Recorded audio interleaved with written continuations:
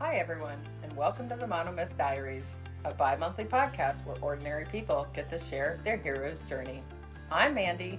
And I'm Karen, and we'll be your hosts. Each episode will feature a hero who will share their journey of growth.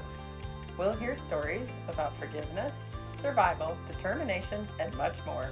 We're glad you're joining us because we all have a monomyth to share, and someone out there needs to hear it. Welcome back to the Monomyth Diaries. It's a take what you like and leave the rest podcast. Cyndi, thanks for joining us again. If you've had an opportunity to watch some of our previous episodes, you'll know that one of my favorite things to talk about are the boons, which is what this episode will be about. Awesome. Well, thank you for having me. In the last episode, you mentioned having the right people in your life as a key part of your transformation. And we talked a little bit about Jenna, and we talked about your friend Amanda, and we talked about your current husband, Hi. Were there any other figures that have become an important part of your life, a boon, so to speak, of your life now? Yes, absolutely. So through Hi, I was really exposed to this world that I've never been exposed to before. For example, I met Mr. and Mrs. Jones. So Evan and Susie Jones was the Cosby for me, right? When I first met them, let me just share a little bit about how I first met them. Please. Okay, can we just back up for just a second? Okay. So when she refers to Mr. and Mrs. Jones, those are my husband's parents. So go ahead. Yes. So the first opportunity that I had to really visit with Mr. and Mrs. Jones was on Thanksgiving, or maybe it was like, Thanksgiving Day almost, I believe. So we were coming home from service on Thanksgiving Day. And Hi was just like, hey, let's stop by and just say hi to them. It's super casual. And he briefly gave me, so I grew up with Webb and Adam and Tyler. Those are the Jones boys. The parents are inviting us over just something casual. And I'm just thinking, okay, sure, we'll just stop by and say hello. I get there and there's table settings and like real live sit down dinner, which I don't ever experience with my own family because we're too large. Right. Even when we get together, it's always 50 people, it's like buffet style, not a sit down. And if there is a sit down, it's for the adults, not the kids. Right. And having dinner with Susie is like an episode of a Martha Stewart magazine. Yes, there's place setting. I didn't know how to act. I did not know how to act. And so we get there and there are, the friends of their children, but I didn't see the children there. Like when they're not, I shouldn't say children because you guys are adults at this point. I'm like, I'm waiting for someone to introduce me to, well, here's Webb and Adam and Tyler. And we sat down and I'm looking around the table. I'm like, they're not here. And so Mr. and Mrs. Jones, of course, had, sit down dinner. Everyone's sharing a little bit about that. They're, just what's going on in their world. And then finally it dawned on me, like, they're having Thanksgiving dinner just for their children's friends. Mm-hmm. Wow. Which, that's incredible. Again, unheard of for me. I don't think I could ever imagine, and even to this day, that my parents are just like, oh, I'm just going to invite my kids' friends over and have Thanksgiving with them. And again, this is not even Mr. and Mrs. Jones' friends. Yeah. This is just their kids' friends. That was definitely a whole new world to me. Never experienced something like that before. And, I have to say, they have shown us what a family, like a healthy family looks like. Mm. And I cannot appreciate them more, just their conversations and the way they treat their kids, now that they're adults, they're having true mature conversations and just leading and guiding. And those are all just things that I've seen on the Cosby Show or on TV. It's never been like a true real life experience. So I will have to say I've learned and grown so much through visually being able to see people live their life that way. They're pretty special people. They are. And I'm sure there's a couple of other incredibly special people in your life as well, beyond the Joneses. Yeah, so, going through what I've gone through and trying to really learn from others in a very positive light. Of course, my kids are my world, okay? And everything, if I'm not to this day, like trying to envision that, when you don't see, touch, or feel something and you only see it on TV. I mean, that is exposure, but it's not true, like, hey, this is what life can be like. And so being able to experience it for myself and then expose my kids to that kind of life, that means I'm trying to break the cycle of what, or just expose them to what a healthy relationship looks like, a healthy family looks like, and really how to encourage them to be, better in their generation and then, for generations to come. So yeah, they are my world. The things that I do or don't do, I'm pretty focused on how will this help them. So beautiful you get to give that to them. And it's not just your children now, because you have a grandbaby. Yes, so that's the generations to come, right? Right. So Audrey, who's 3.5 right now, she's just she's my world too, right? Through, and I've always explained, for example, to Hai that my kids are just my limbs, right? They're a part of me. My growth in my faith also, hopefully one day will also show them that Jesus does love them, regardless of their journey, regardless of their choices. And so I hope, not just through faith, but through, everything that I'm doing and in my own failures too, and that they can learn from my failures and say, you know what, it's okay. It's okay if we stumble and fall, or we take the wrong, we make the wrong decision, the wrong choice, that it's okay. You can always bounce back. I'm absolutely hoping, that my journey can reflect not just on them, but the world around me, for those who I come into communication with and community with, that they can learn from me too. So this is part of why I'm doing this, is to share and inspire others. Yeah. Because in my deepest, darkest moments, that I had people to really pull me out of it. And so I'm hoping that this is going to be that moment that I can give back. I love that you're paying forward. And setting such a good example for the people around you. So what strengths did you develop through overcoming the challenges in your life? Confidence in myself is probably one of the biggest strengths. Through confidence, I've become more courageous.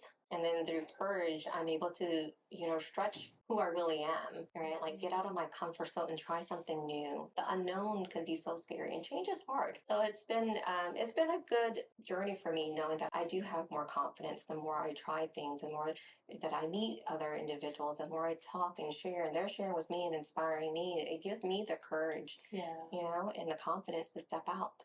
And what other strengths have you seen beyond confidence that have become a great abundance in your life? So I think there's a mutual respect. Wow. Between Hai and I. I think part of it is he's growing in his own journey and I'm growing on mine. So it's not like a codependency, relationship. Whereas I think we lift each other up. He has his strengths and I have my weaknesses, and, vice versa. I think that's where we support one another. And that has helped us build that confidence and create new courage and the value that we see ourselves, seeing our worth. Right. And so, going from someone who didn't really believe and know what my worth and my value was, I'm able to really just say, you know what? I know what my value is. I know what I can do. You guys are such a great team together, and I love how, compared to your previous marriages, it felt like they were just taking from you, whereas here it's a give, take. It's a true, when one is down, the other pulls the other up, and it's reciprocated. Yeah, it's a true partnership, I will say. You see each other as equals. Yes, we see each other as equal. And we definitely, there's not because he's a male that he has more value. Or, in fact, when we first got married, I didn't have to take his last name. He's like, it's okay, you can keep so there's that, I was able to create my own identity, even within the marriage. So let's shift gears a little bit. How has your newfound sense of self-worth affected your career trajectory? I was always in the mindset of, okay, I'm going to work this 9 to 5. I'm going to just do what I need to do and go home and spend time with my family. And as you know, I'm a female minority. I already had that mindset of I have to prove myself with my family, right? Between male and female. Now it's in the workforce. Oh, okay. And so, going through the workforce as not only a female, but a female minority, it's also like I had to prove myself. Part of that, though, is, finding my own confidence. Like I said earlier, is trying to say, you know what, I know what I'm doing. And I do need to find my voice, whether it's at a round table with these executives. Like, I know what I'm talking about, and being brave enough to speak it. right? And sharing with them that I do know and that I do have ideas and here are my suggestions. I understand too that there's a cap, right? As a female minority, there's a cap. And I saw the glass ceiling as I started climbing the corporate ladder. And what am I willing to sacrifice? How long am I willing to play the office politics? And so in 2017, I had a shift. I felt that there was more. There was more to do. And so in 2017, me and Hai had ventured into entrepreneurship. And we opened up our first studio. It's an arts and crafts studio called the Rustic Brush. Oh, wonderful. And I've been so, yeah, and so I was working a full-time job and I was doing, the Rustic Brush mainly nights and weekends just to kind of, support this vision that I had. Like, I just wanted to have more time with the family or at that time, Lindsay was in teenage years. She can work with us, make some extra income. Her friends can work with us and really help develop these kids and their skills. What I've learned through that is, I was stretching myself, going out of my comfort zone, learning. I mean, as an entrepreneur, you're not just the accountant, you're not just the janitor, you're not just the HR payroll person, you're also marketing, you're also sales, you're all of these hats that corporate, you're not wearing. Yeah. And As Karen calls it, building muscles. oh, I built a lot of muscle. I mean, I don't know if I have a six pack. Business pack. Business pack, yes. So, just out of curiosity, had you left your W-2 job at this point? No, I was still. You're doing both. I was doing both. Wow. Oh, yes. So I was juggling working full time, opening up the studio, working the studio, and then I still had, family, my kids that I needed to care for. And I mean, it was just more of like, I want to leave corporate America because I saw too that working in corporate America that, the older you get, the higher you climb that corporate ladder, you're at a cap. I saw the glass ceiling and I'm like, they're not going to pay me more than that. And I know I'm worth more than that. And really looking back, you're working really long hours. And then I thought, if I really took my salary and divided by all the hours that I work, am I really making more? Or am I just spending more time there? Right. By the time COVID hit, Hai and I had 4 different studios across the Houston area. I think it's been a journey into entrepreneurship that I never expected. And I really am happy to say I'm really glad I did it, though. I would have never known how it felt. And now that I know what it feels like to sign a lease, build out a location, all of that. And once we sold the Rustic Brush and the franchise itself, we actually have this other idea. We have this space here. If we're going to utilize it for ourselves, why not share the space with the community? And this is where the idea of this co-working cottages really was born. And so we were like, okay, we don't need this whole space. And how can we help the community really build their own community within our community? I love that. After COVID, well, we call it post-COVID, right? Post-pandemic, a lot of people were working from home. They don't necessarily need a office space, all the time. They might only need it for the month or for the week, maybe even for the day. So how do we help them get what they need without having us, really lock them into like a 5-year lease, which we were locked into when we had the Rustic Brush. And so... Oh, so you took that learning experience. I see. Yeah, so that learning experience of, what are the needs and how do we provide solution to our community? And the co-working space was something that we thought, well, we can share the space. People can come in here, whether it's for, their podcast show like what we're doing today, or if it's just, hey, I just need the day of studying because we do have several colleges around here. The students might be rooming with other students and they just need a private time to study and to focus and, and be comfortable while we're doing it, which is where we're like, okay, well, why not have a place where people can work in comfort and succeed in style? So that was kind of where I thought, why not? Why not share the space? It's a beautiful space. I appreciate it. It feels very homey and comfortable. Exactly. So we've been working from home for so long, so why make it like that sterile, workplace environment where the walls are gray or white, like why not share that with some color and some comfort in it? And how long has this been open now? Well, we opened up in July of 2024. So it's only been a couple months. Wow. Yeah. Brand new. It's brand new, so we're so excited to have more people in the community come out. I love that you came full circle, that you like took the things that the less than ideal and less than pleasant scenarios from your past and then turned them into solutions. Like being trapped in a 5-year lease when, there was a pandemic and things going on, and then coming up with, hey, this is going to lead me to my next business and offering solutions to other people at work. I love that you've taken all of the things that you've learned in the tools and you're putting it together. Your confidence, your self-worth, like, I can do this, right? I love that. And you're doing it with high, even better. Yeah, and that's the great part is, yes, we're like each other's sounding board. Right.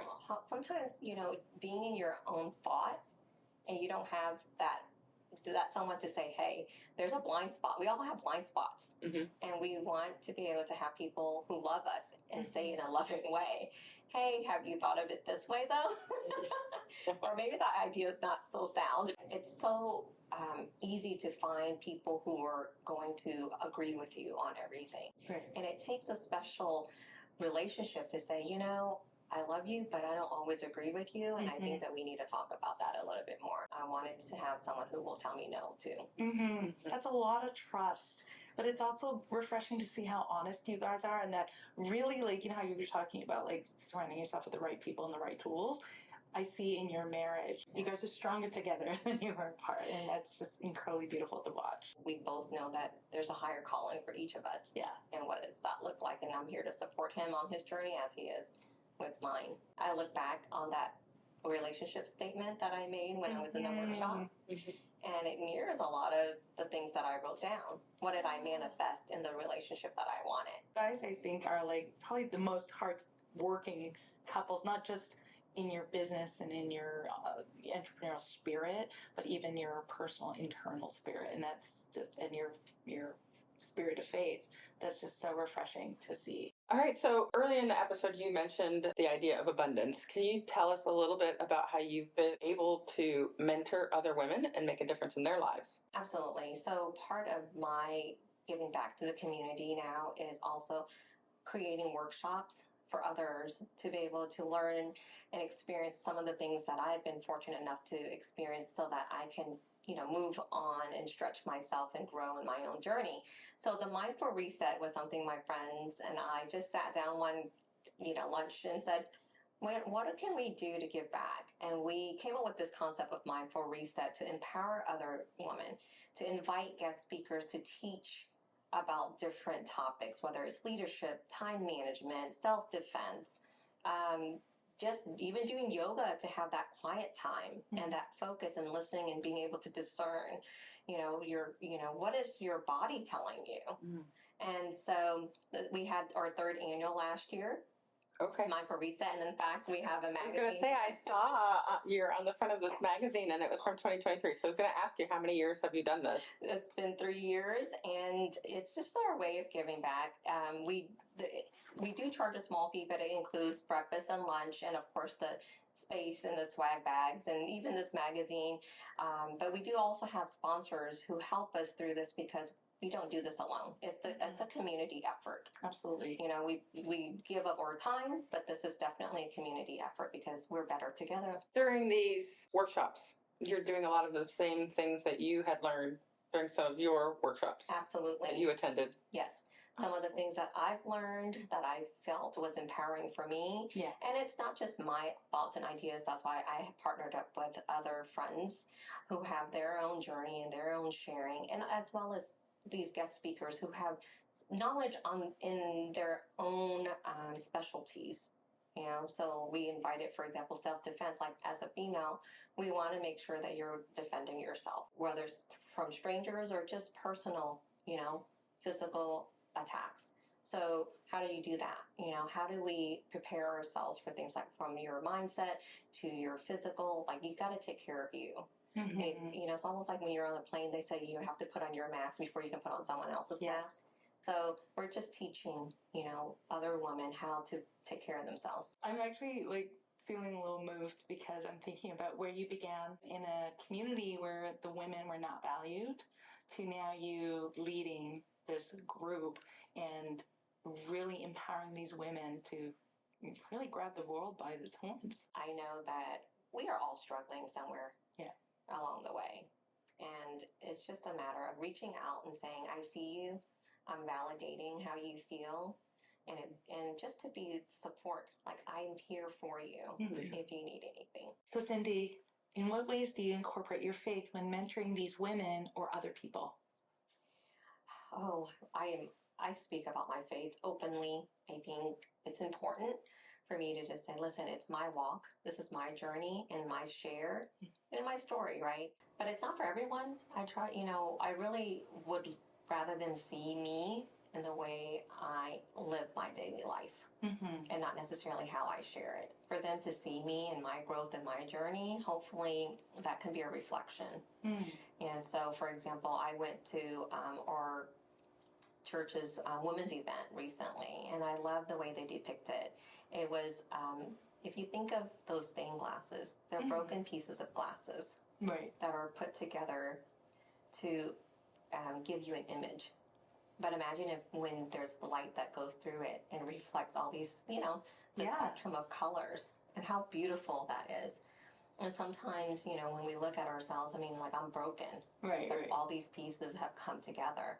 And if I have other women of faith reflecting light through me, and the image that I project out to others is kind of like that image that I see, like the women around me that I'm sharing my story with, hopefully they're just catching that glimpse of the reflection from others through me. Right. Speaking of hope, what hope do you have for listeners? What are you hoping that they'll take away from this episode today, your story?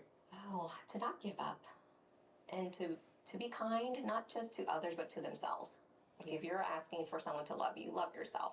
If you're asking someone to pamper you, pamper yourself. Right. Have that and give yourself that. I think that that's so important. It is. I had a friend once say, you can't get the love you want until you can give it to yourself. And if I can inspire anyone by just one example of any story that I've given throughout this podcast, it's just, to be kind and know that those who are not kind to you, though, is because they're hurting. And that hurt people just tend to hurt people because they don't know any different. So true. So forgive them too. I love your message of being kind. And it segues right into our last part of our every episode. We have an attitude of gratitude time where we take an opportunity to thank someone and show our appreciation. And we're going to give you that opportunity to thank any significant individuals, anybody in particular that you want to give a shout out to. Sure. My whole story, if it wasn't for my mom and dad, I have to just thank them as parents for giving me life. I like to thank, even if it was an ex, my first husband, my second husband, because I've learned through each of them, and that they gave me my beautiful children that I have now, Lindsay and Brandon, so definitely just grateful, for being in my life when I needed them and showing me what they needed to show me when I needed to see it. Right. Yeah, because without them, you wouldn't be here today. Exactly. And really, I'm just so grateful, too, that I met Hi. And my friends, they've been such a great support group for me. They've accepted me and have really walked with me in this journey of transformation from who I was and who I am now and my continued journey. And so I'm so grateful. And I'm grateful for you guys. So grateful that you guys are, inviting me to this podcast so I can share my story. I think everyone has their story, and the more we share, it creates this space of vulnerability. No one probably has ever heard my real story. I know. You did say that this is the first time you've actually shared your story. So I feel so honored that you did it with us and with all of our listeners. So thank you. So, we very much appreciate the time that you have given us and this amazing space. So thanks for letting us use the cottages. Thank you for treating us like gold. And honestly, truly from the bottom of my heart, thank you so much for your vulnerability. That takes incredible courage to be able to speak so openly and so passionately and to share your wisdom with so many of us. Thank you for the opportunity to learn from you. And thank you, everybody, for joining us today. Thank you for joining us today. If you enjoyed this episode, please share, hit like, subscribe, and follow us on YouTube and wherever you get your podcasts. Feel free to email us at monomythdiaries@gmail.com with your monomyth and keep the conversations going. Until next time, heroes, let's journey together through stories.